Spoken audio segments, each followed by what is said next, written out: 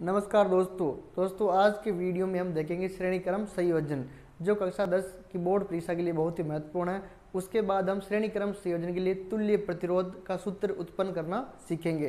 तो सबसे पहले हम देखते हैं श्रेणी क्रम संयोजन क्या होता है, इसको हम प्रतिरोधों को कैसे संयोजन करते हैं। तो देखिए, जैसे हमारा कोई विद्युत परिपथ है, ये हमारा कोई विद्युत परिपथ है, यहाँ हमारा एमीटर लगा हुआ है और एमीटर हमेशा श्रेणी क्रम में संयोजित होता है। ये हमारी बैटरी लगी हुई है, ये हमारी बैटरी है प्लस और ये माइनस। इसके बाद यहाँ हमारी कुंजी लगी हुई है, कुंजी को कैसे लिखते हैं, और ये हमारी बैटरी। इसके बाद यहाँ हम तीनों प्रतिरोधों को संयोजित करेंगे। तो कैसे करेंगे, श्रेणी क्रम संयोजन क्या होता है दोस्तों। देखिए, ये हमारा एक बिंदु है x और ये बिंदु हमारा है y। यहाँ हमने एक प्रतिरोध को संयोजित कर दिया, इसका दूसरा सिरा जोड़कर हमने दूसरे प्रतिरोध को संयोजित कर दिया। इसके बाद हमने तीसरे जो प्रतिरोध इसको भी इस प्रकार संयोजित कर दिया। जैसे ये हमारा बिंदु x, ये P हो गया, ये Q और ये R। तो दोस्तों ये प्रतिरोध, ये इसको हम नाम देंगे R1, इसको नाम देंगे R2 और इसको नाम देंगे R3। अर्थात हमारे तीन प्रतिरोध है, तीनों को हमने इस प्रकार जोड़ा कि एक प्रतिरोध का दूसरा सिरा दूसरे प्रतिरोध के एक सिरे से, फिर वापस यहाँ एक प्रतिरोध का दूसरा सिरा तीसरे सिरे से ऐसे जुड़ा हुआ है। अर्थात यहाँ हम वोल्ट मीटर जोड़ेंगे तो आपको पता है कि वोल्ट मीटर हमेशा समांतर क्रम में जुड़ता है, वोल्ट मीटर हमेशा समांतर क्रम में संयोजित होता है।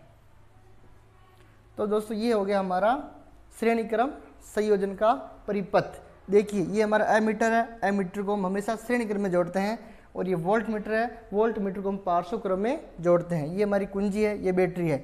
यहाँ से धारा गई, धारा आपको पता है कि प्लस से माइनस की तरफ प्रवाहित होती है, अर्थात धन टर्मिनल से ऋण टर्मिनल की ओर धारा प्रवाहित होती है। तो प्लस इधर है तो इधर से जाएगी, यहाँ गई, फिर वापस इधर इधर इधर, और जो हमारी धारा उसको हमने आई कह दिया। क्या कह दिया? आई।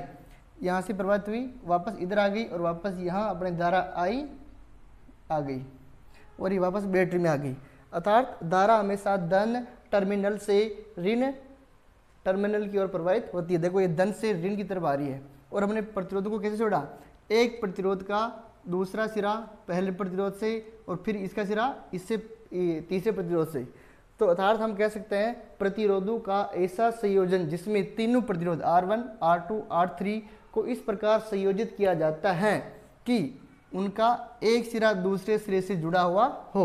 अर्थात प्रतिरोधों का ऐसा संयोजन जिसमें तीनों प्रतिरोधों R1, R2, R3 को इस प्रकार संयोजित किया जाता है कि उसका एक सिरा दूसरे सिरे से संयोजित हो, तो हम इसके कहते हैं श्रेणी क्रम संयोजन। तो ये होगी हमारे श्रेणी क्रम संयोजन की परिभाषा। दोस्तों देखिए इसकी परिभाषा, प्रतिरोधों का ऐसा संयोजन जिसमें तीनों प्रतिरोधों को R1, R2, R3 को इस प्रकार संयोजित किया जाता है कि प्रतिरोधों का एक सिरा दूसरे सिरे से संयोजित हो, श्रेणी क्रम संयोजन कहलाता है। अर्थात हम तीनों प्रतिरोधों को इस प्रकार जोड़ेंगे कि इनका एक सिरा दूसरे सिरे से संयोजित हो, उसे हम क्या कहते हैं? श्रेणी क्रम संयोजन। नाम से स्पष्ट है, अर्थात एक श्रेणी में इनको जोड़ेंगे प्रतिरोधों को, तो इसे हम क्या कहते हैं? श्रेणी क्रम संयोजन। और इसमें वोल्ट मीटर हमेशा आपको पता है समांतर क्रम में संयोजित होता है। इसके बाद हम देखते हैं श्रेणी क्रम संयोजन का तुल्य प्रतिरोध का सूत्र कैसे व्युत्पन्न करते हैं। देखते हैं श्रेणी क्रम संयोजन में प्रतिरोधकों का तुल्य प्रतिरोध का सूत्र व्युत्पन्न करना।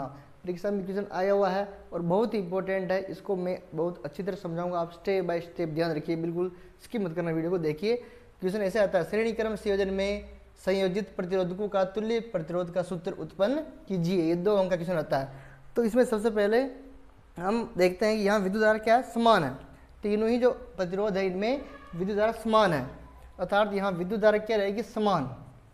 विद्युत धारा बराबर समान, अर्थात जो तीनों ही प्रतिरोध है उसमें विद्युत धारा समान रहेगी, और क्या रहेगी? I। और जबकि यहाँ विभवांतर है, इनके बीच में जो विभवांतर है, तीनों प्रतिरोधों के बीच में जो उत्पन्न विभवांतर है वो अलग अलग होगा, अर्थात इनमें विभवांतर अलग अलग होगा, विभवांतर अलग अलग होगा, विभवांतर इनमें अलग अलग होगा। ध्यान से देखिए, दोनों ही बहुत इंपॉर्टेंट बातें हैं। यदि ये दोनों आपने समझ ली कि भाई श्रेणी क्रम संयोजन में विद्युत धारा तो समान होती है और विभवांतर अलग अलग होते हैं, और इसका उल्टा पार्श्व क्रम संयोजन अगला वीडियो में उसका लेके आऊंगा। पार्श्व क्रम संयोजन दोनों ही बहुत इंपॉर्टेंट है, दोनों में से एक क्वेश्चन 101% आता है। देखिए अर्थात इनमें विभवांतर क्या होंगे अलग अलग और विद्युत धारा क्या होगी समान। अर्थात अब हम क्या करेंगे तीनों के बीच में अलग अलग विभवांतर को जोड़ेंगे। जैसे ये हमारा x और p है, इसके बीच में हमने जोड़ दिया V1 और ये हमारा Q और ये R है, इसके बीच में हमने जोड़ दिया V2 और ये हमारा जो S और Y है, S और Y, इसके बीच में हमने जोड़ दिया V3। अर्थात जब हम बात कर रहे हैं कि प्रतिरोधों में तीनों में विभवांतर अलग अलग है तो हमने उनको नाम दे दिया। इसमें हमने जोड़ दिया V1 प्लस माइनस V2, इधर प्लस इधर माइनस, और इसमें जोड़ दिया हमने V3 प्लस माइनस। धारा इधर से आएगी वापस इधर से जाएगी, इधर जाएगी, इधर से आएगी वापस इधर जाएगी, इधर से आएगी इधर जाएगी। तो ये हमारा श्रेणी क्रम संयोजन में प्रतिरोधों का तुल्य प्रतिरोध ज्ञात करने का परिपथ ऐसे बनता है। तो दोस्तों अब ध्यान से देखिए, अर्थात यहाँ जो प्रतिरोध है इनमें विभवांतर अलग अलग होंगे V1, V2, V3, लेकिन जो कुल प्रतिरोध है इनका वो इनके योग के बराबर होगा। अर्थात कुल प्रतिरोध हमारे क्या हो गए R1 का तो हो गया V1 और R2 का हमारा हो गया V2 और R3 का हमारा हो गया V3। लेकिन जो यहाँ कुल विभवांतर है, कुल विभवांतर वो तीनों विभवांतरों के योग के बराबर होता है। अर्थात हमारा कुल विभवांतर मैंने क्या मान लिया V, क्या मान लिया V। तो हमारा जो प्रतिरोधों का कुल विभवांतर है वो तीनों विभवांतरों के योग के बराबर होता है। अर्थात कुल विभवांतर हमारा V है तो तीनों ही विभवांतरों के योग के बराबर, अर्थात V1 plus V2 plus V3, इसको हमने दे दिया समीकरण 1। देखिए सबसे पहले प्रतिरोध R1 का तो विभवांतर V1, R2 का है V2, R3 का है V3, और इनका जो कुल प्रतिरोध है कुल विभवांतर वो इनके योग के बराबर होता है। कुल विभवांतर V, अर्थात V equal to V1 plus V2 plus V3। अब हम जानते हैं ओम का नियम। यदि आपने ओम का नियम वाला वीडियो नहीं देखा है तो आप जरूर देखिए, वो बहुत इंपॉर्टेंट क्वेश्चन है, वो मैंने अलग से वीडियो डाल रखा है। तो ओम के नियम से हम जानते हैं वीर, मैंने आपको एक ट्रिक बताई थी। ओम के नियम से हम जानते हैं V equal to IR, VIR, अर्थात वीर, क्या है वीर। तो यदि हम अपन V1 के लिए ओम का नियम लगाएंगे तो V1, ये समीकरण 2 हो गई। V1 के लिए ओम का नियम लगाएंगे तो क्या हो जाएगा V1 बराबर I, धारा तो क्या समान है सभी में, पहले मैंने बता दिया, लेकिन इसके लिए R क्या R1 है। और V2 के लिए हम ज्ञात करेंगे ओम के नियम से, तो I समान है और इसमें क्या हो जाएगा IR2। देखिए ये सूत्र V इक्वल टू IR है, इसमें हमने V1 के लिए लिया तो V1 लिख दिया, R1 यहाँ आ जाएगा, V2 IR2, V3 बराबर IR3। ये हमारे तीनों विभवांतरों का ओम के नियम से हमने प्रतिरोध ज्ञात कर लिया। अब देखिए यहाँ V1, V2, V3 है, इस मान को यहाँ रखो, V1, V2, V3 मान को समीकरण 1 में लिखो, और जो V1 का मान है समीकरण 2, इसको यहाँ रखो। अर्थात हम समीकरण 1 व 2 से, अर्थात समीकरण 2 में जो V का मान है IR वो तो यहाँ रखेंगे, और समीकरण 1 में V1, V2, V3 का मान है उसको हम यहाँ रखेंगे। अर्थात क्या हो जाएगा हमारा, देखिए समीकरण 1 व 2 से, तो क्या हो जाएगा V इक्वल टू IR था, V की जगह हमने क्या लिख दिया IR, ये V1 IR1 बराबर IR1 प्लस V2 का मान IR2 प्लस V3 का मान IR3 अब यहाँ देखिए यहाँ भी I है, यहाँ I, अर्थात हम I को बाहर निकाल लेंगे, I कॉमन आ जाएगा, तो IR बराबर I को बाहर निकाल लिया तो अंदर क्या बचा R1, R2, R3, R1 plus R2 plus R3, तो I से I कट गया, तो हमारा तुल्य प्रतिरोध R equal to R1 plus R2 plus R3, ये हमारा तुल्य प्रतिरोध का सूत्र आ गया। श्रेणी क्रम संयोजन में तुल्य प्रतिरोध का सूत्र R equal to R1, R2, R3, अर्थात श्रेणी क्रम संयोजन में जो तुल्य प्रतिरोध होता है वो तीनों परिपथों के योग के बराबर होता है। तो ये सूत्र बहुत ही इंपॉर्टेंट है, परीक्षा में इससे संबंधित सवाल भी आते हैं, तो मैं उस सवालों का एक अलग से वीडियो लेके आऊँगा कि किस प्रकार से सवाल बन सकते हैं। ये अपने केवल क्या है प्रतिरोध का सूत्र उत्पन्न करना है, अर्थात तुल्य प्रतिरोध का सूत्र उत्पन्न करना है।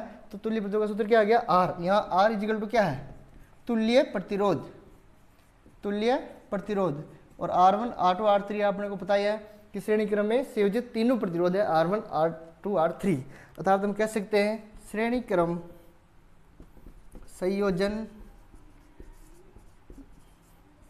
में संयोजित प्रतिरोधों का तुल्य प्रतिरोध, प्रतिरोधों का तुल्य प्रतिरोध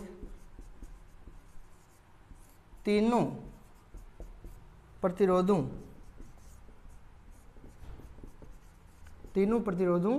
कौन कौन से हैं, R1 R2 R3 के योग के बराबर होता है।